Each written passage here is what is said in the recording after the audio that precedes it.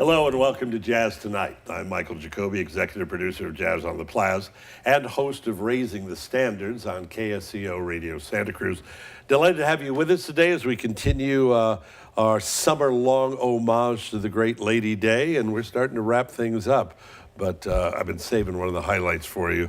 With me in the studio, Tia Brazda. Hello, Tia. Hello. Hello, how are you? I'm good. You are, I am so excited that you're here. I'm more excited. Well, I'll tell you, we'll have an excited off. But we, the first time I heard you, I just said I was so taken. Well, you have a wonderful video called Breathe Easy. Thank you. Is that one of your tunes? It is, yes. It's a terrific tune, and a terrific video. Thank you. And it's that, and since I have ADD, I make decisions really quickly, otherwise I'll lose focus on what I was talking about. But I was about 10 seconds into it. I said, this lady's got to come here. Aw, thanks. So speaking of this lady, tell me about, you come from North. Yes, Yeah. I am Canadian, and I live in Toronto right now, but I'm originally from Vancouver. Okay. So I'm very much West Coast. That's right. West Coast girl. It's nice to Who be was back. I talking to about this that was from Canada recently? Are there Valley girls in Vancouver? That's what we were. Someone asked me that the other day. Or maybe I asked you on the air. That's possible. I don't know. What was Maybe the it was you. Yeah, it was. And I was, you got me thinking, is it a thing? And I think it's the intonation. Yeah. And it's just, yeah, maybe a little bit. Yeah, just maybe. All right, growing up in Vancouver, tell me about the house, your family, folks into it, into music. Well, my parents are both pretty musical, Okay. but definitely like a hobby. My mom was singing at the church, and actually my stepdad, who raised me, I call him my dad. Yeah. And my dad, he was in a band in the 70s and in the 60s called the Brazda Brothers. Okay. And he's got some fans out in California. He actually had someone write him and ask for a copy of an old record. Good for him. But he was touring for years, and then gave it up when he met my mom, and then, did the family thing. And How many siblings? I have one older brother and a younger brother as well. Okay, so you're smack dab in the middle. Now, are they into music? Not at all. Okay. No. So how did this all come They like together? music. Did you have the obligatory piano lessons, or how No, did it happen? we couldn't afford piano lessons, and I was very... It's a sad Vancouver story. No, it's not. we ate raw fish and only could afford a rented clarinet. We ate a lot of fish. We ate a lot of And fish. I did have a rented clarinet. Rented clarinet, there you go. I did. See, How I've did he seen know the that? script to this. I had a rented clarinet, though. Really, how did you know that? I'm a good interviewer. No one's ever asked me that before, and that's nowhere that in is my a little bio. scary, isn't it? Okay, so how did it happen? I just loved music so much. I was just drawn to it from the time I was like just a toddler. I was like humming all the time. And at church, I guess, is where it really took root. I was singing in the church choir, and the instructor took an interest in my voice. And she had me do a solo for the first time when I was like 4.5, 5, in front of the entire church. And I think that's when it kind of got, logged into my brain. I'm a singer, because when you're that little and still figuring out who you are, and everyone told me I was a singer, so okay, I'm a singer. Not hard to accompany yourself on a rented clarinet, though. I wasn't playing clarinet yet. That wasn't until later. Now, so you started out with church music. Yes. Okay, Yeah. so what kind of music are you listening to at this point when you're growing up? Are you listening to standards? Are you listening No. to, you listen to Mostly rock and roll? Just church music. Just church music? That was pretty much all I listened to when I was really small. Really? Okay. And a lot of it, like the gospel songs, are really nice. You had quite a culture shock, didn't you? Welcome to the world of jazz. And my parents are both like writing their own stuff. Oh, really? Yeah, Okay. so I think that was really encouraged in my house. We maybe listened to the radio in the car, but my parents always encouraged making their own music. So a lot of times, instead of listening to records, they would be sitting around writing their own songs. So oh wow, this is so interesting, because it's funny. I was telling you about Natalie Douglas, who was here a couple of weeks ago, and everybody gets it's an interesting start. It's not always an epiphany. With her, her mom said, and she was bothering her mom in the kitchen when she was 4, and she says, "Why don't you go learn this song?" And she just got us to keep her occupied. Yeah. And she learned "You'll Never Know," and Wow. came back and performed. And they said, "Hey, I like doing this." Yeah, I love doing Yeah. it. Like ever since I was little. If you asked me when I was 4 years old what I wanted to be when You wanted to be a singer. yeah, it was always. At what point did you sing? Did you have a band in high school? Yeah, I had a band. You rock and roll band? Yeah, and we were called.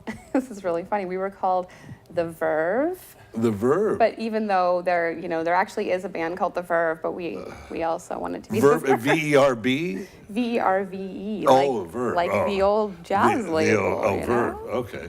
And we had songs like Myrtle the Turtle. Yeah. And it was really silly. It was a bunch of kids just hanging out in a basement and making music. And The classic garage band. it was a total garage band. We were kind of punky. It was really fun. I had like bright pink hair. Did you? Yeah, I was a really funky teenager. And then I guess getting close to like my senior year in high school is I had a band teacher who everyone called C Sharp. His name was Right. Colin Sharp. Yeah. And he heard me sing and he said, do you like jazz? And I was kind of like, well, what's that? Because my parents didn't really listen to jazz at all.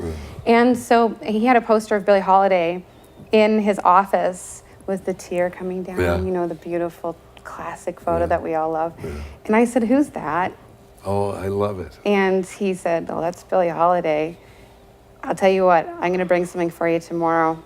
So the next day, he brought me a CD, and he had burnt me a CD with a collection of all his favorite female jazz singers. That must have been such a joy to be a young adult and to not have been aware of these things. And then all of a sudden, it's kind of like stumbling over the Gershwin songbook. Yes. You go, wow, I didn't know this. It was Wow, that is so huge special. for me. Yeah. And was it great. just an incredible moment that you said, are there other singers?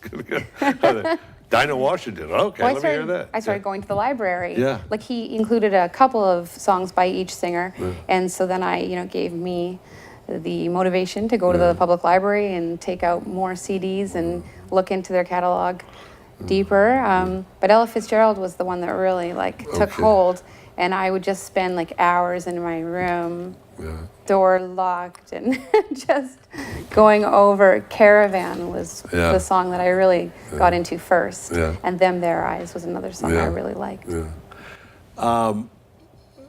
So you had this quasi-punk background. Yeah, kind of.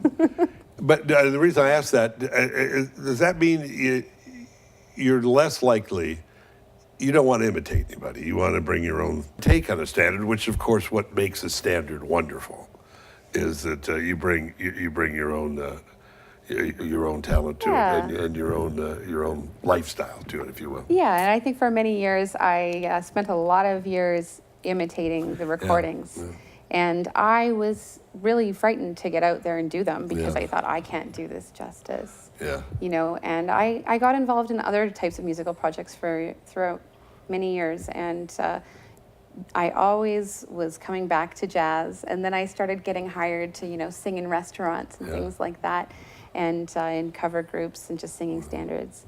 And, I was still intimidated to write in the genre because of people like Gershwin, Porter.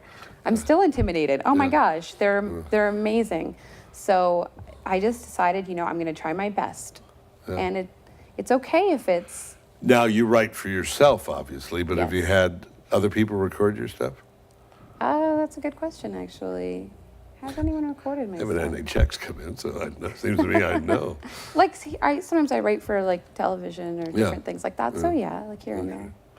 We're talking to Tia Brazda on Jazz Tonight, and it's needless to say, like jazz, this show is filled with spontaneity. So I'm going to throw the studio something from left field and go to break. As I tell you, we're delighted to give a shout out to our sponsors, O'Connor Hospital, part of Verity Health. I'll have a word from them. We'll be right back with Tia. This is Jazz Tonight. At O'Connor Hospital, we're restoring health together. Step by step, together. Because care is better together.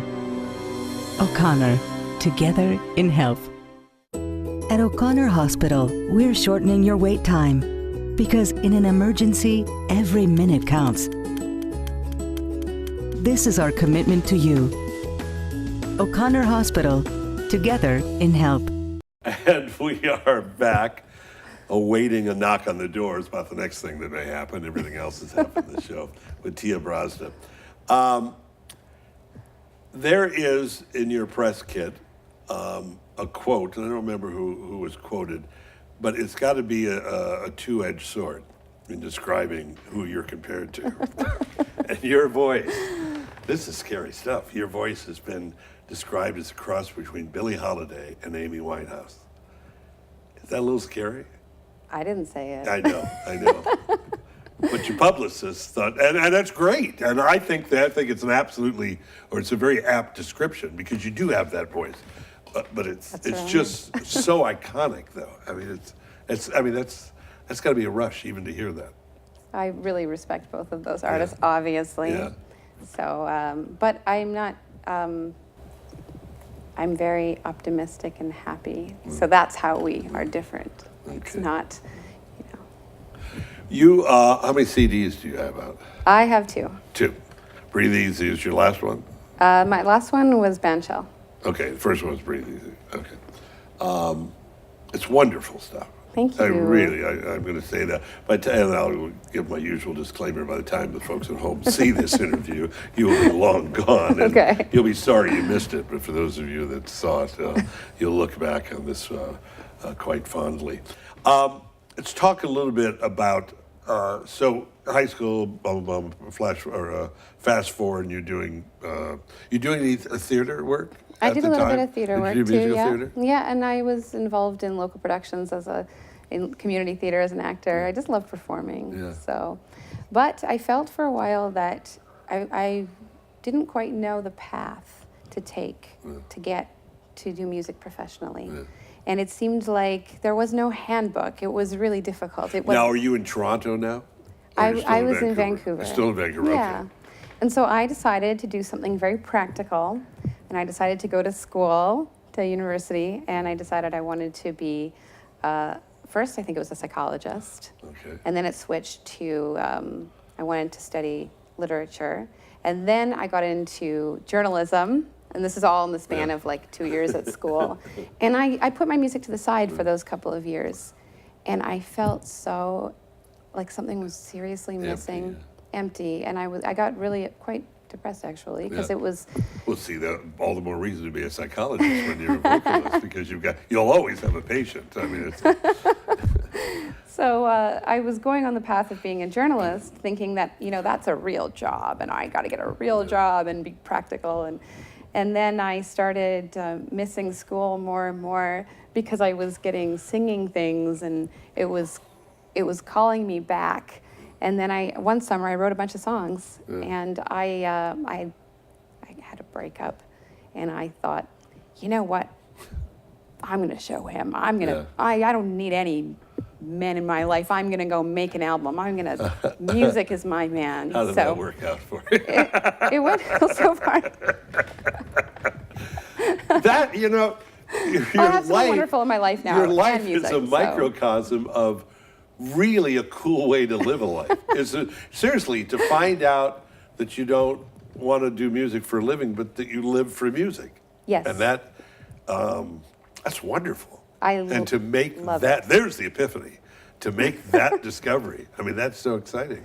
Yeah, and just to convey feeling and connect with other people, to maybe connect with that emotion with the audience, to me is the meaning of the performance. I love it.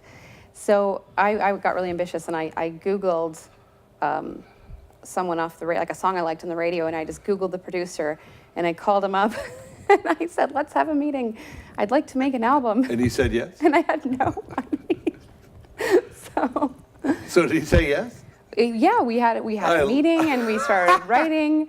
And that went on for a couple of years, and then I was songwriting more and more, and he was my mentor. And then I started getting back more into jazz and writing in the genre. Okay. So it was a journey for me. It was quite a long journey, actually. Just kind of leaving and then coming back and realizing that I can't live without music in my life. Now you do, at least on the albums, the CDs, you do an interesting mixture. So you'll do some standards, you do some of your own stuff, which I have always felt, like my radio show, I've always felt that it's important that people feel comfortable and hear something that they know, and then you take them somewhere else. And that's what you seem to do. Yeah, for the live show, Yeah. I really like to mix it up because I have artists that I really respect, and that's the root of the music. Whereas the songs I write tend to be, I guess you could say, more of a modern expression. Yeah. But I like to include the roots of that music in the same show. But, and not to discount Canada by using this pejorative phrase, but I have always said that Watch the it. Great American Songbook didn't end with Rodgers and Hart. Right. And the Great American Songbook is really the Great World Songbook. I was like, what's he going to say? No, I have the Edmund Fitzgerald right up there. But you know what? There's been such amazing music that has come out of America. Yeah. It's like the Great American Well, Tin Songbook Pan Alley is great. Yeah. And Sinatra is another one of my favorites. Okay, so now at what point was the producer in Toronto? At what point did we okay, that's where you relocated. Yes. And you went back to Toronto. I actually, sorry, I should backtrack. I ended up going to university in Toronto. Okay. So I applied to a lot of schools, and that's where I got in. And I think I had it in the back of my mind, because that was where the music industry was more centered in Canada. So I figured, I can go out there, I can do school, and I can do some music. I didn't expect to return to music in a professional capacity, although I was not closed to the idea. But I just wasn't, as I said, I wasn't sure how to navigate it, and I wanted to try some other stuff too. Am I correct in saying that Toronto is to Canadian jazz what Nashville is Yes, to I would American? say so. Okay.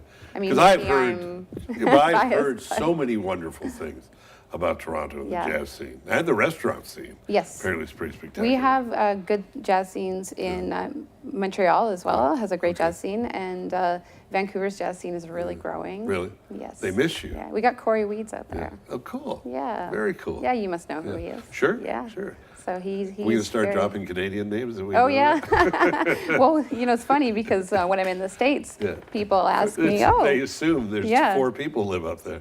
yeah, oh, you're from Ohio? Do you know Bob? Yeah, that's exactly right.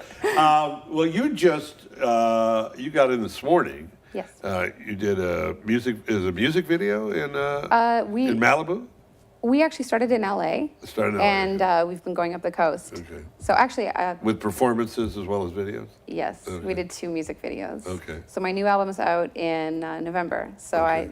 getting a good start on the videos Tell now. me about the new album. Well, it's tentatively called Daydream. Okay. And I'm going to be performing that song tonight as well. Okay. So we're throwing It's out a your new tune? material. Yes, it is. Okay. And another song is Moondust Baby. Cool. Yeah. And kind of a response to all the stuff happening in the world right now, Things Do Breathe Easy kinda- for me. Dedicate Oh, I that will- to me. of course I Because that's will. what I For have you? to do. Done. Because it's that or yoga or count to 10 or something.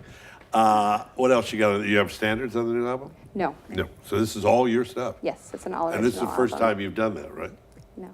Was the first CD, band show, was that? They're all original. But I thought you had a couple of standards on. I have, you're thinking of like Pennies from Heaven. Yeah, yeah. They're released on YouTube. Okay, that's Yeah, right. Okay. yeah, so it's a little bit different. But I mean, down the road, I would love to do an album of my favorite standards. Yes, I see that in my future, for sure. Let's talk a little bit about a bucket list. I mean, Ooh. you're a young woman. Bucket You've list. got. You may want to do a CD of standards, or Yeah. are you on the? Are you on the path that you want to be on? I feel like I'm exactly where I want to be right now. I And feel more importantly, where you should be right now. I feel like a good harmony in my life right now. Exciting stuff. Yeah. People want to find out more about you. They could hire a private investigator. Tail you. Or you. Or me, because I know about the clarinet.